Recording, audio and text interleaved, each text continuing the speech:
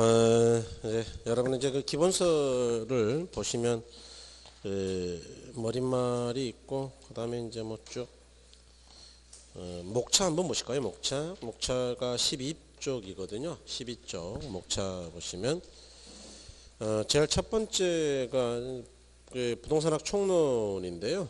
한 세 문제 나옵니다. 그래서 뭐 썩 중요한 건 아니고요. 이번 이제 두 번째 챕터 2가 부동산 경제론인데 많이 나옵니다. 그래서 여기다 별을 3개 좀 해주시고요. 뭐 한 7, 8개 나오죠. 그다음에 이제 그 제 챕터 3 부동산 정책론인데 한 5개 정도 나와요. 그래서 양에 비해서는 굉장히 중요하죠. 그래서 별을 3개 좀 해주시고요. 그다음에 이제 챕터 4 부동산 투자론인데 한 7개 나오죠. 그래서 우리 시험에서는 뭐 가장 중요한 부분인데 여기다가 이제 별을 왕별을 크게 3개. 그다음에 이제 제 5편 부동산 금융이죠. 그래서 금융도 별 3개요. 여기 올해는 6개 나왔는데 뭐 조금 과합니다. 사실 한 5개 정도로 보는 게 맞거든요. 그래서 올해는 좀 뭐 유난히 좀 냈어요. 어쨌든 별 3개요. 그 다음에 이제 넘어가시면 거기 저 부동산 활동에서 뭐 이용, 관리, 개발, 입지 선정, 뭐 마케팅, 뭐 광고 이런 것들이 있을 텐데 그런 것들이 대략 한 7, 8개 나오는데 한 7개 정도 나오죠. 그런데 양이 워낙 많습니다. 그 별 하지 마세요. 일단. 그 다음에 제 7편에 가니까 감정평가론이 있을 텐데 감정평가론은 6개 나오죠. 그런데 난이도가 상당히 어려워서 일단 별 2개만 할게요. 여러분들이 좀 고생을 해야 될 가능성이 있어서요. 그래서 이제 그 학개론을 빨리 끝내는 방법은 뭐 의외로 간단합니다. 제 2편이 방금 이제 경제론이라고 했고 경제론이 대략 한 7개에서 8개까지 나온다 그랬고요. 그 다음에 제 3편이 부동산 정책이었죠. 2편을 잘하면 정책은 잘할 수밖에 없어요 사실은. 그래서 여기에 대략 한 5개, 그래서 합이 한 11, 12개 정도 되죠. 그래서 11개에서 12개. 그 다음에 4편이 투자론인데 여기 한 7개 나온다 그랬죠. 요거 잘하면 금융론은 잘할 수밖에 없습니다. 이건. 그래서 사실은 투자론을 정확하게 이해하면 이쪽은 전혀 공부를 안 했다 하더라도 대략 한 절반은 맞춰요. 그 정도로 투자론이 중요한데 그래서 여기 한 대략 5개, 7개였죠. 그 다음에 이제 그 7편의 감정평가론이 감정평가 여기 한 6개 됐죠. 그래서 이거 합이 한 18개 됩니다. 그죠? 그래서 더 해보면 몇 개냐 그러면은 대략 29개에서 약 30개 량이다. 그러면 이걸 제외한 나머지는 어떻게 되느냐. 예컨대 1편 총론이죠. 1편 총론이 대략 한 3문제 나와요. 3문제. 그 다음에 6편 활동이죠. 활동.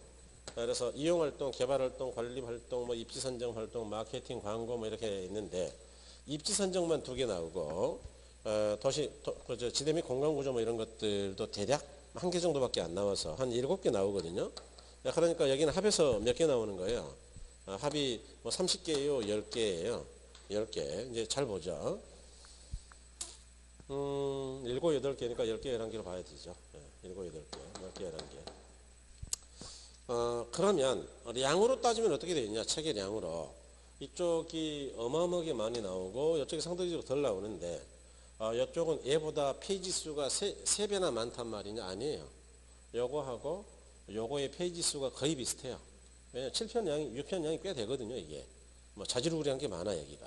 그래서 페이지가 거의 비슷한데도 불구하고 대략 압도적으로 차이가 난다는 거는 이거는 덜 중요한 부분이고 이쪽은 덜 중요하다고요. 중요 부분이라고요.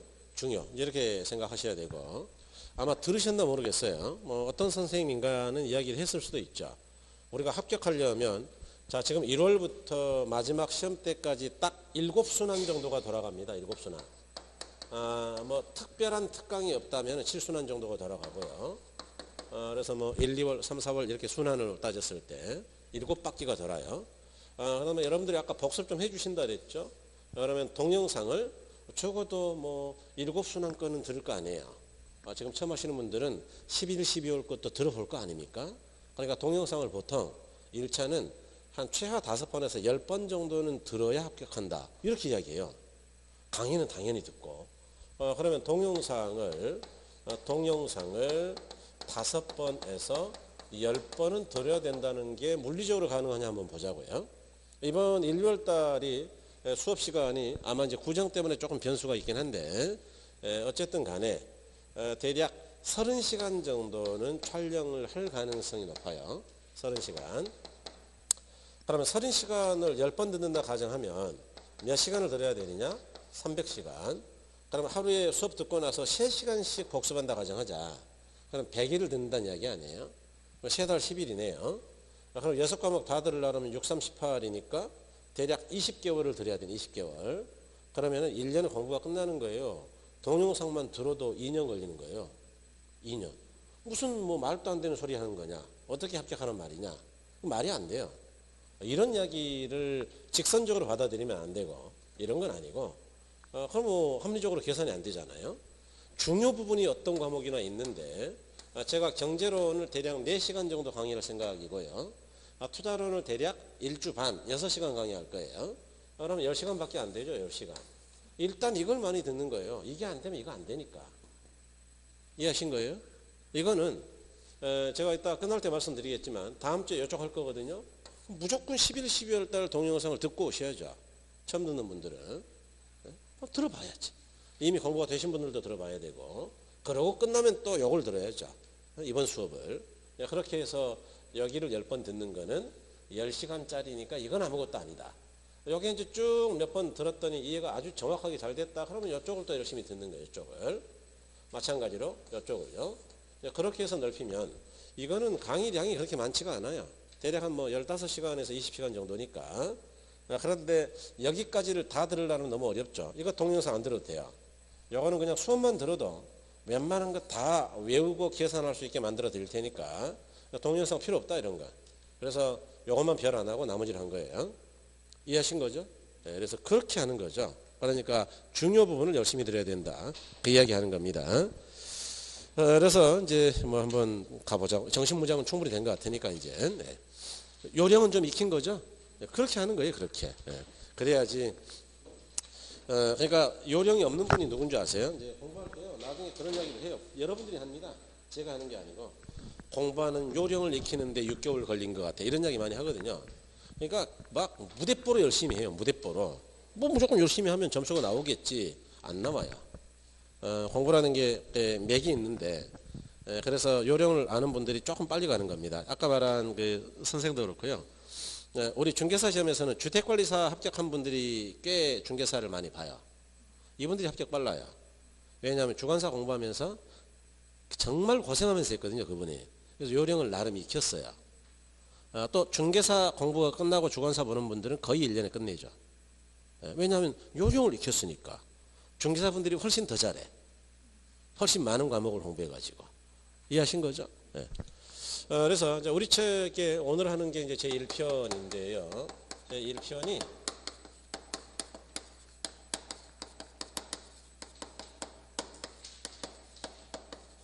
부동산학 총론입니다. 여러분 그 11, 12월 달에 제가 수업 시간에 제일 많이 말씀드린 것 중에 하나가 처음 보는 단어는 통으로 읽지 말고 쪼개서 분석해서 봐야 된다 했죠. 그래서 한자를 생각하면서 보셔야지 의미가 정확해진다. 그런데 부동산학 총론 그러면은 알 것도 같고 모를 것도 같은데 분석해 볼까요? 부동산학 총론 쪼개보니까 총은 전체를, 논은 논할 논자니까 얘기한다. 그러니까 부동산학 총론이라는 거는 제 2편처럼 경제론만 따로 끊어서 얘기한다고요? 전체를 얘기한다고요? 전체를. 그래서 제 7편 감정평가론까지 나오는 전체를 얘기하는 것이다. 고로 아주 극단적으로 말하면 총론은 공부를 안 해도 2편에서 7편까지를 공부하면 어차피 이것들의 개략적인 것들만 얘기했던 거니까 점수가 안 나올 거예요? 나올까요? 나오죠. 또 공부한다 한들 설명은 다 여기서 할 거거든요. 주로 경제로 나고 평가론 쪽에서 많이 설명하는데 뒤에서 설명할 거니까 아주 구체적인 설명은 어려우니까 할까요? 안 할까요? 안 하겠죠. 그러니까 총론이 약간 몽롱할 거예요. 그런 성격의 것이 총론이다. 썩 재미는 없을 가능성이 많죠.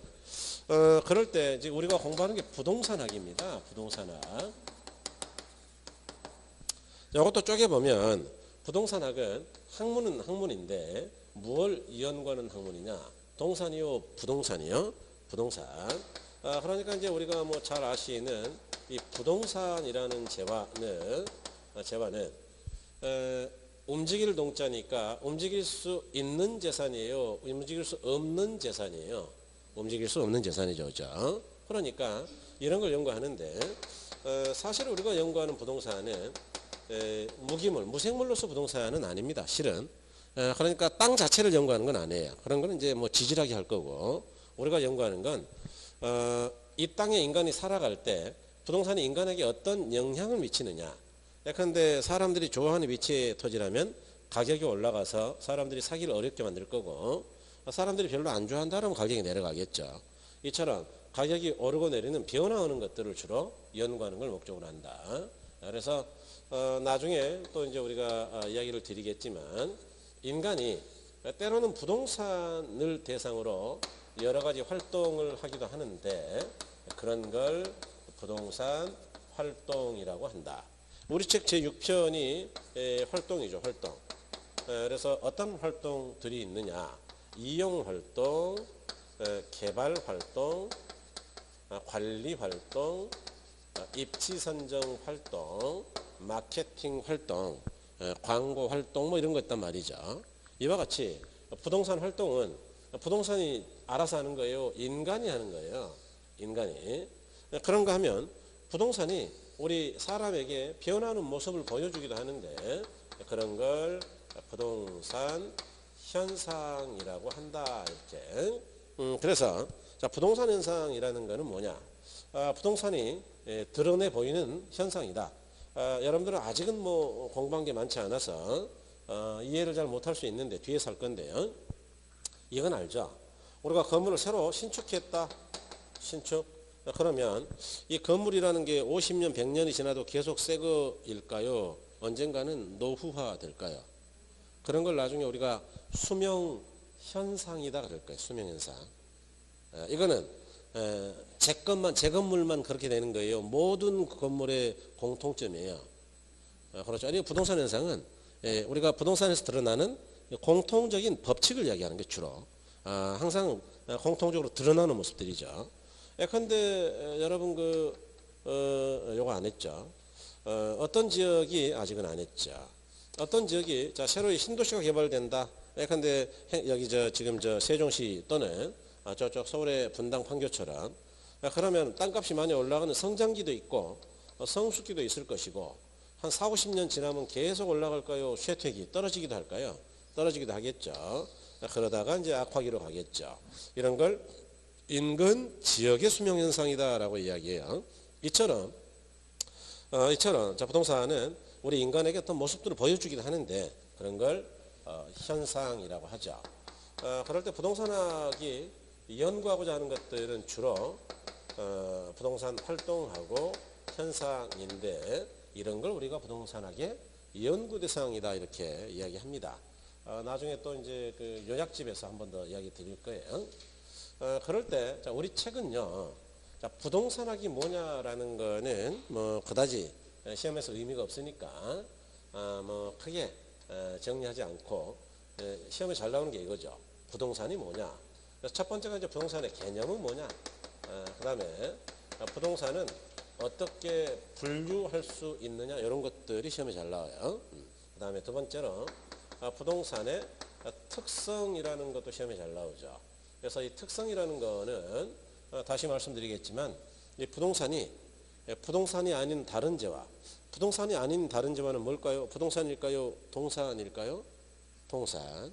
그래서 동산과 비교했을 때 같은 점일까요?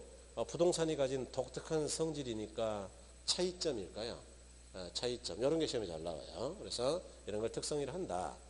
그 다음에 부동산이라는 건 우리 인간에게 어떤 의미가 있느냐. 그런 걸 부동산의 속성 또는 존재 가치 뭐 이렇게 이야기하기도 하죠. 그래서 이런 것들을 주로 다룰 것이다. 그 이야기예요. 그래서 부동산학 총론에서 여러분 제1장 자 20쪽으로 가죠.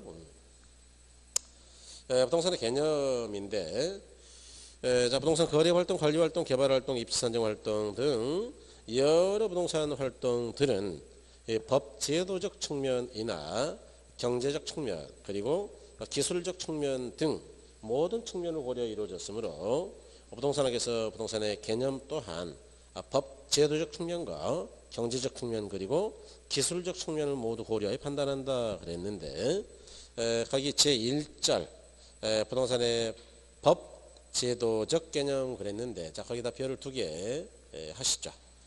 여러분 저는 이제 별을 딱 3개까지만 할 겁니다. 3개. 그래서 1개, 2개, 3개인데요. 별의 기준은 그렇게 가져갈게요. 한 15번 이상 출제가 됐던 거는 별 3개. 그래서 다시 나올 확률이 뭐 99%. 10번 내외 그러면 별 2개. 다시 나올 확률이 굉장히 높다 이것도. 5번 아래쪽으로 나온 것들 별 1개. 요거는 나올 수도 있고 안 나올 수도 있고 설명을 하긴 했는데 별을 안 했다. 이거는 한 번에서 2번 정도 나온 거 또는 출제가 안 됐지만 될 수도 있는 것 이해하신 거죠? 그래서 이런 것들은 별을 안 할 거예요. 그냥 설명만 할 거예요. 뭐 동그라미 하세요 뭐 그런 정도로 끝날 건데 제가 아까 뭐 35개에서 8개 찍겠다라는 거는 요거죠. 요거 별 안에서 들어오게 하겠다 그 이야기예요. 그러니까 애매한 이야기 안 하겠습니다. 뭐 밑줄 그었다고 다 찍었다 그런 이야기 안 할게요. 이해하신 거죠? 그래서 나중에 확인할 수 있으니까. 자, 그래서 첫 번째 이제 부동산의 법제도적 개념인데 요거 시험에 잘 나와요.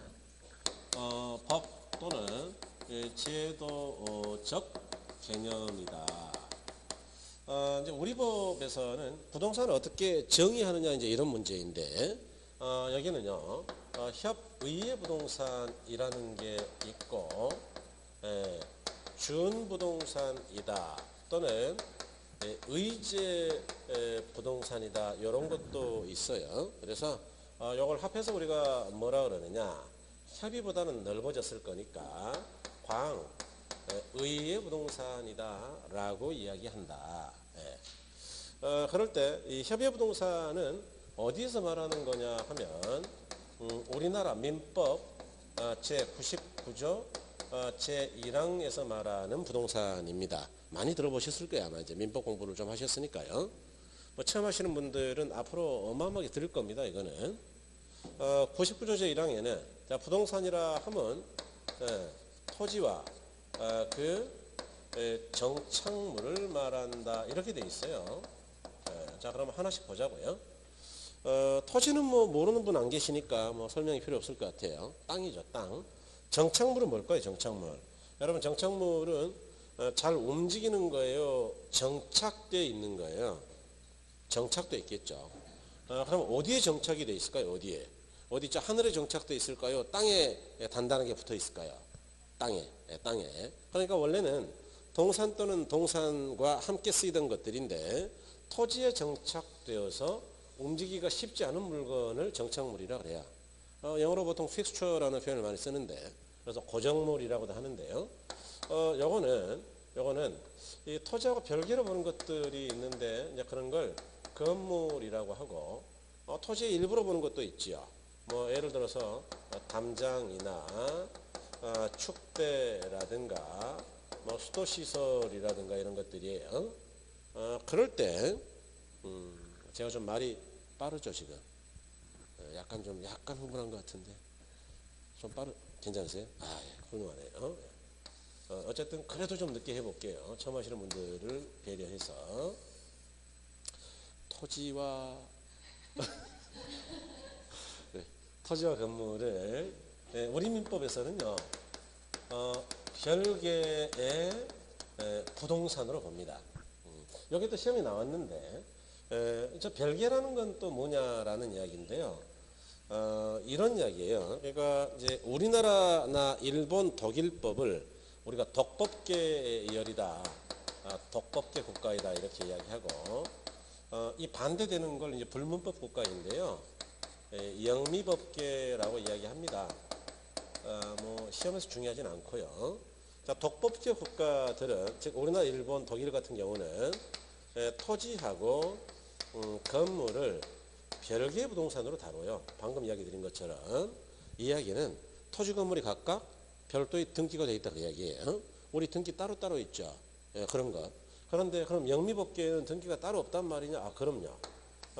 영국이나 미국은 토지 위에 있는 건물을 뭐라 그러느냐 하면 improvement, 개량물이라 그래요. 개량물.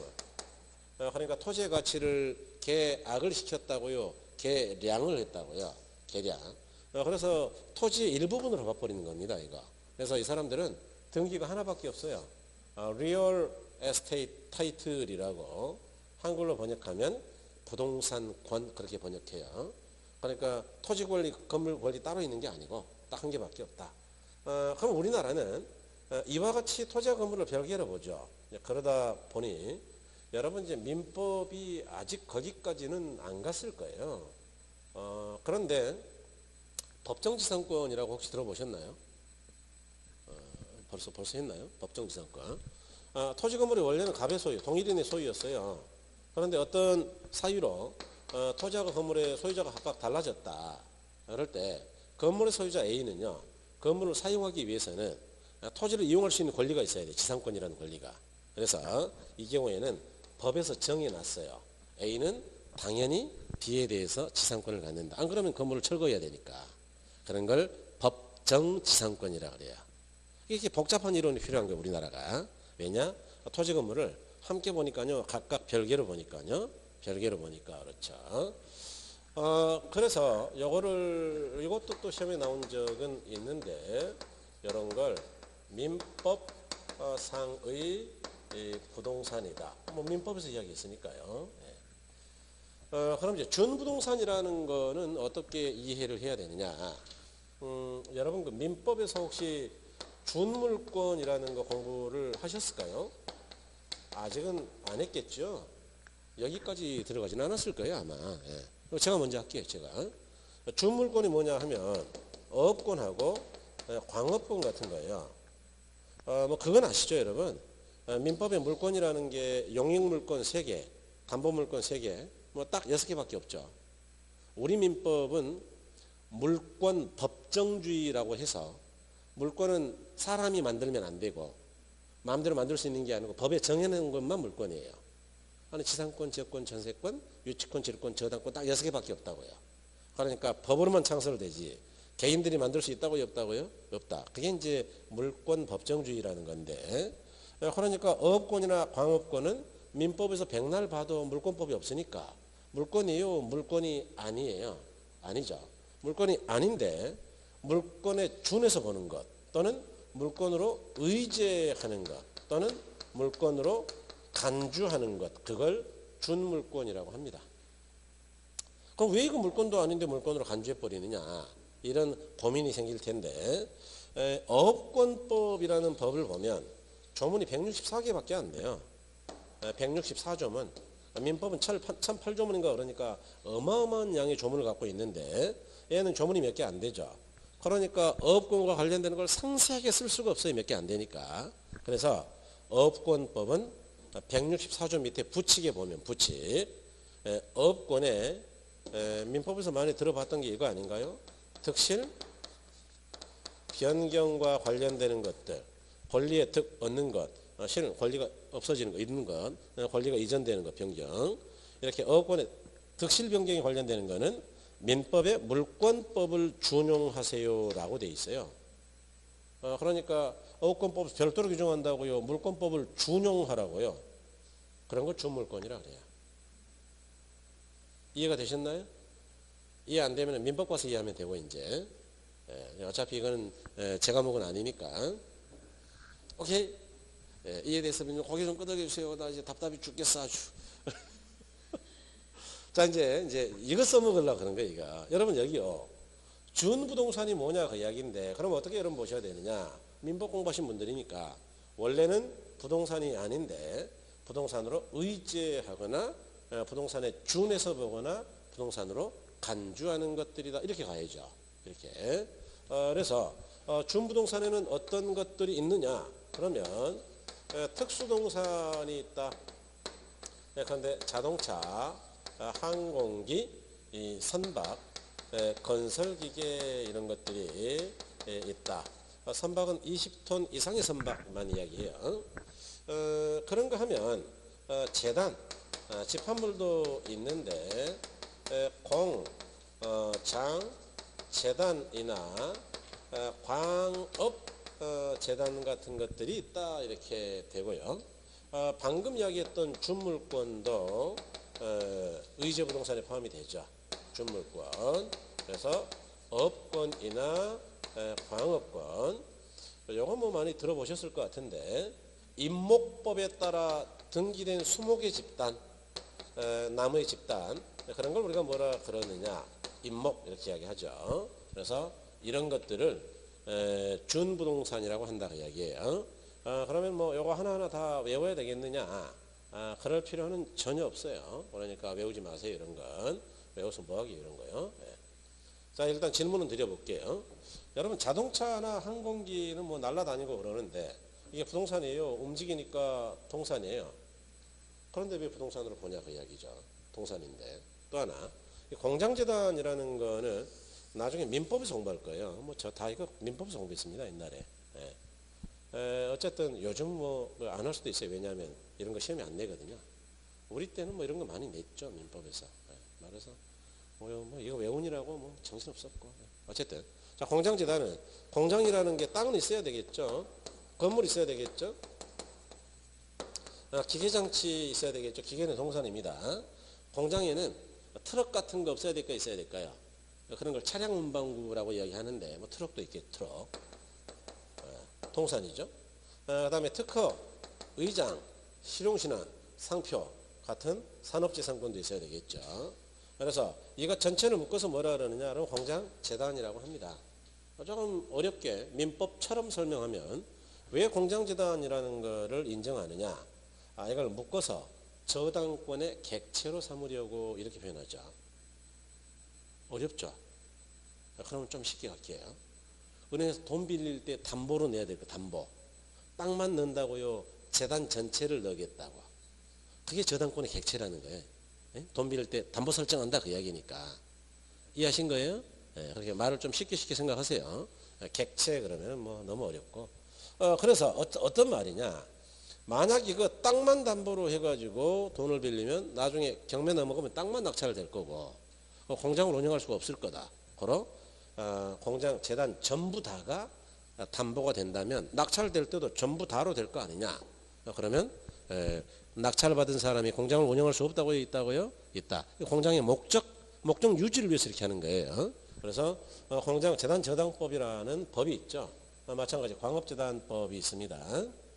그 다음에 아까 이런 거는 뭐 준물권이라 그랬고요. 요거는 이제 등기된 임목이었죠. 어쨌든 지금 제가 하고 싶은 이야기는 뭐냐 하면 이 준부동산은 심지어 동산이거나 아니면 부동산과 동산 또는 권리가 섞여 있는 거란 말이죠. 그런데 왜 이거를 부동산으로 의지해 주냐 그 이야기예요. 분명히 부동산이 아닌데 일부는. 이유는 공시수단이 즉 누가 주인이냐라는 걸 등기로 보여주는 게 공시인데 공시수단이 부동산과 같이 등기 또는 등록을 하는 것들이기 때문이다. 예를 들어 볼게요. 요거 자동차 등록증 다 가지고 계시죠? 등록 대상이고요. 요거는 재단 등기 대상입니다. 등기. 재단권의 설정은 등기가 돼 있어야 되니까. 요거는 어업권이나 광업권은 등록해야 됩니다. 어업권 원부에 등록이 안 되면 어업권 인정이 안 돼요. 그 다음에 실제로 그래요. 임목법은 등기가 된 거죠. 그래서 이런 걸 이야기한다. 사실 저는 나중에 나이가 먹으면 농촌이나 저 바다에 가서 낚싯배나 끌고 다니면서 저게 여가를 보낼까 낚시배 돈 좀 됩니다. 그거 한 30명 데려가면 한 4,500만 원 들어오거든요. 아니 뭐 한 명이 한 10만 원 이상 받으니까. 그러니까 낚시배인데 그래서 배를 하나 살라 그랬거든요. 근데 웃기는 게 뭐냐면 어업권은 어촌계에 어업권 원부라는 게 있어요. 거기에 등록이 돼 있어야 돼. 등록. 근데 저는 어업을 한 적이 없잖아요. 등록이 돼 있을까요 없을까요? 그러니까 저는 배를 사봐야 낚시배 운영을 못해. 영업허가가 안 나와. 최근에 그걸 알았어요. 그래서 안 사는 쪽으로 가기로. 네, 등록돼야 된다. 이해하신 거죠? 요즘 그래서 이것도 이게 개인 택시 같이 이렇게 피를 붙여가지고 판다 그러더라고요. 진짜 웃기는 일이죠. 자기들끼리 어촌계장이랑 소주 마시면서 자기들끼리 다 장부 짜놓고 어민들이 완전 텃세가 심해요. 그래서 외지인이 가가지고 그 낚시배 끌고 가잖아요. 그러면은 뭐 굉장히 조금 이렇게 왕따 시키고 그런다 그러더라고. 저 가면은 거기도 못 잡아요 쟤는. 그래서 이상한 소문 내고. 그렇습니다. 그죠? 예, 그래서 거기 제1절에 부동산의 법 제도적 개념이다. 20페이지인데요. 자, 두 번째 줄 중간에 가시면 수많은 법 중에서 뭐 그런 거 찾으셨나요? 예, 수많은 법 중에서 민법상 개념인 협의부동산과 민법 이외의 여러 법률에서 민법상 부동산에 준하유 취급하는 준부동산을 포함하여 광의 개념으로 구분된다 그랬네요.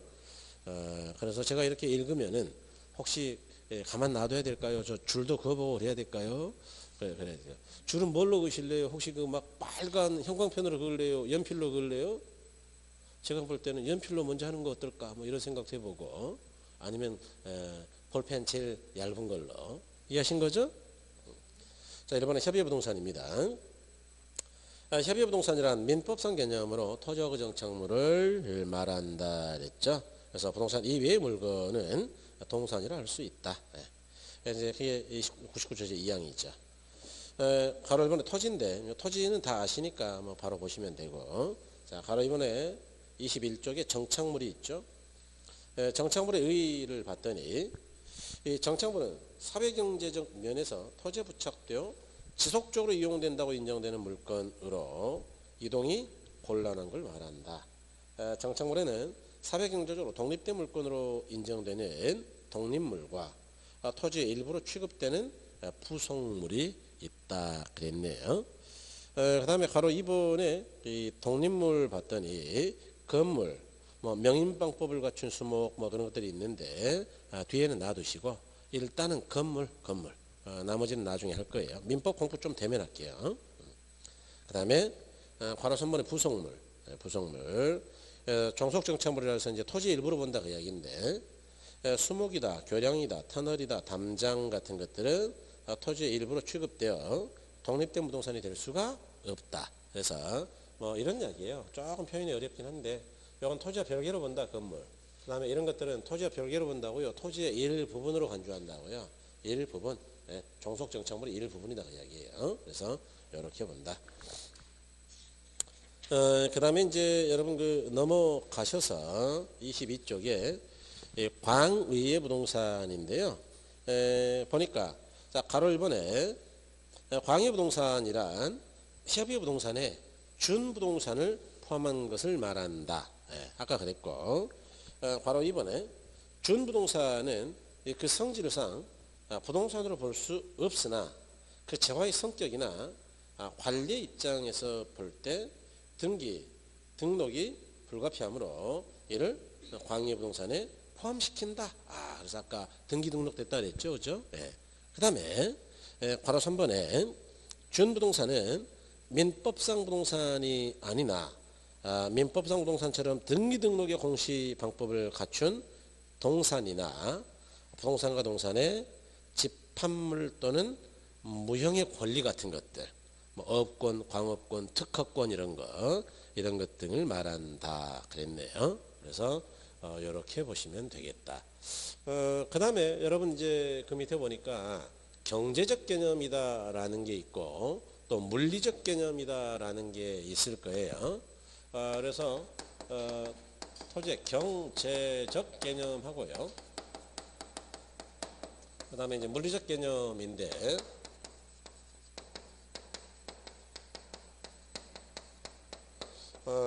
이렇게 자 토지를 물리적 개념으로 봤을 때는 어떻게 보느냐 이렇게 보죠. 자연이다, 공간이다, 위치이다, 환경이다 이렇게 보고요. 토지를 경제적으로 봤을 때는 보통은 자산이다, 자본이다, 생산 요소이다, 소비재이다, 또는 상품이다 이렇게 이야기하죠. 일단 뭐 용어들은 약간의 설명이 필요한 것들이 있는데 설명하기 전에 그 출제됐던 문제를 먼저 한번 내볼게요. 부동산을 경제적 개념으로 파악할 때 자산이다, 자본이다, 생산 요소이다, 위치다, 공간이다. O요 X요? X죠. 왜 X였어요 여러분? 이런 게 들어갔으니까 다시 할게요. 부동산을 물리적 개념으로 파악할 때 자연이다, 공간이다, 위치다, 환경이다, 상품이다. O요 X요? 그렇죠. 이렇게 문제를 내요. 이렇게. 그러니까 살짝 한 개씩 섞어서 틀린 걸 만든단 말이죠. 그럼 어떻게 해야 될까요? 이걸 놔둬야 될까요? 그냥 제목을 외워버려야 될까요? 그래서 써놓으세요. 제목 암기라고. 여기는 제목만 기억하면 돼요. 뭐 어려울 것도 없어. 제목만 알고 있으면 백날 섞어도 우리가 구별할 수 있으니까. 그래서 그렇게 써놓으시고, 자 여러분 이제 용어는 이건 다 아는 거니까 자연 공간 이런 건 알죠. 바로 이쪽 용어가 좀 설명이 필요한데 자산이 뭐냐? 자산, asset, 자산. 아주 쉽게 말하면 재산입니다. 재산. 다시 말해서 이제 개인은 재산이라 그러고요. 기업들은 거창하게 asset, 자산이라고 이야기하죠. 회계학에서는. 예를 들어서 우리가 5억짜리 아파트를 하나 사야 된다. 그럴 때 지분으로 내 돈으로 3억을 투자했다라고 치자. 그러면 돈이 모자랐단 말이죠. 그래서 은행에서 저당 대출을 2억을 받았다라고 가정합니다. 그럴 때 재산 그러면 얼마냐? 그러면 그 5억이에요. 예컨대 사람들한테 그렇게 물어봐요. 그 재산이 부동산 기준으로 얼마예요? 그랬더니 어떤 분이 이렇게 이야기할까요? 5억짜리인데요.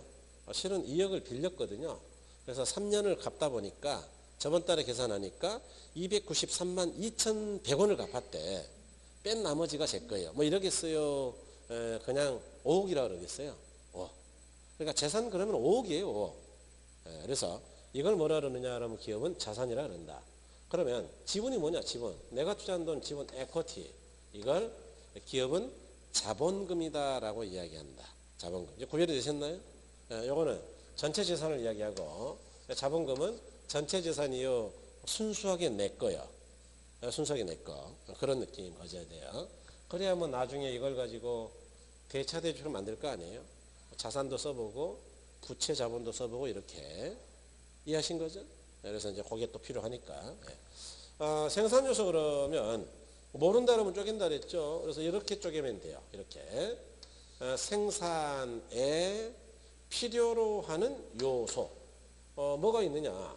생산을 하면 원자재 없어야 될까요? 있어야 될까요? 그런 게 생산 요소예요. 그래서 일단 쉽게 원자재라고 본다. 그러면 나중에는 이보다 어렵게 간단 말이냐? 그럼요.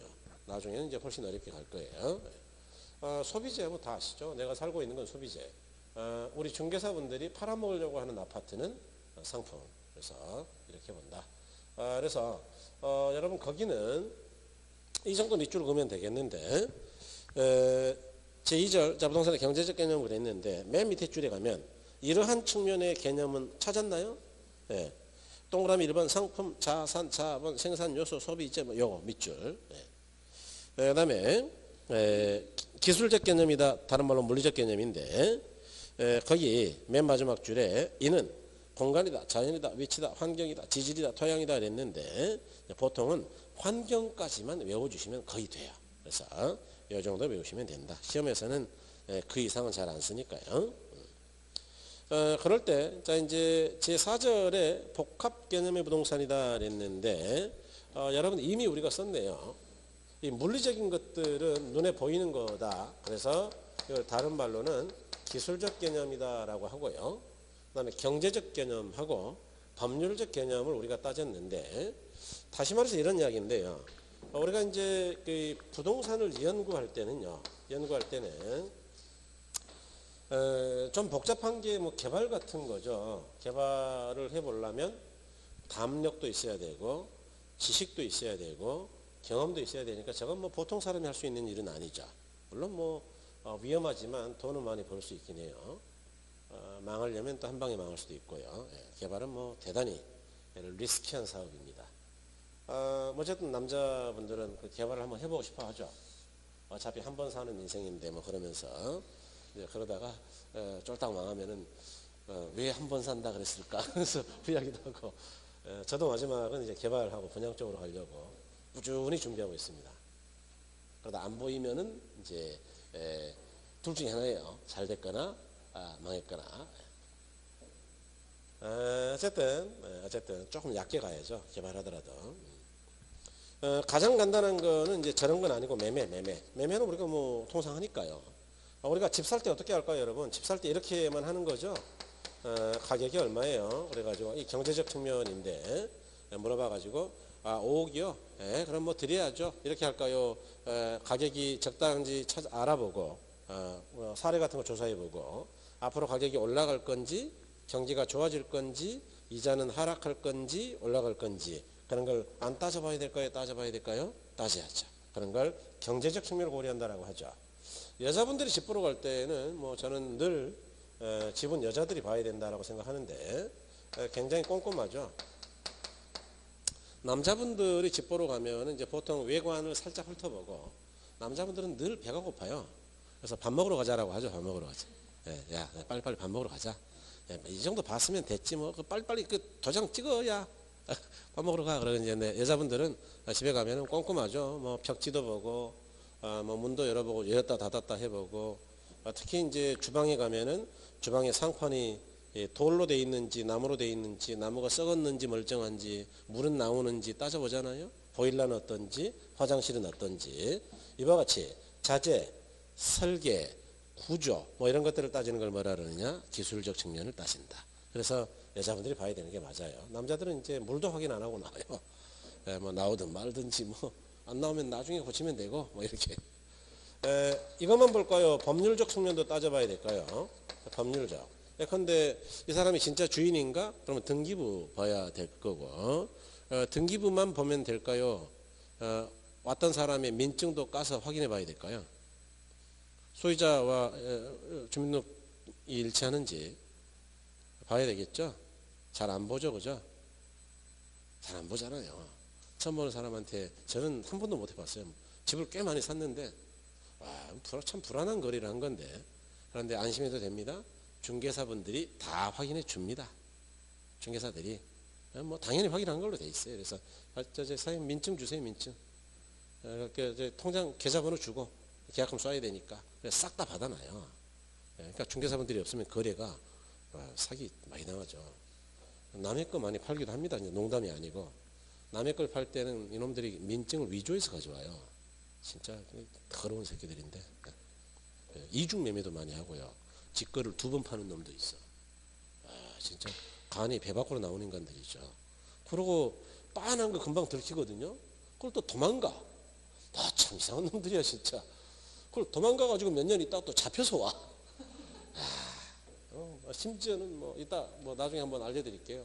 심지어는 저 종로의 9일관 건물이라고 30층 빌딩을 수분양자가 원래는 거기가 이제 그 방이 100개면 100명이어야 되는데 200명이야. 2번 분양을 해가지고 제주도 좋아. 아무튼 그래서 들어갔잖아요. 여기. 어쨌든 소유권을 확인해야 된다. 우리가 부동산을 거래할 때는요. 이와 같이 기술적 측면만 보는 것도 아니고 두루두루 다 봐야 된다 그 이야기고, 이 기술적 측면은 자재나 설계는 눈에 보이거든요. 그래서 이런 걸 유형적 측면이라 그래요. 형태가 있다.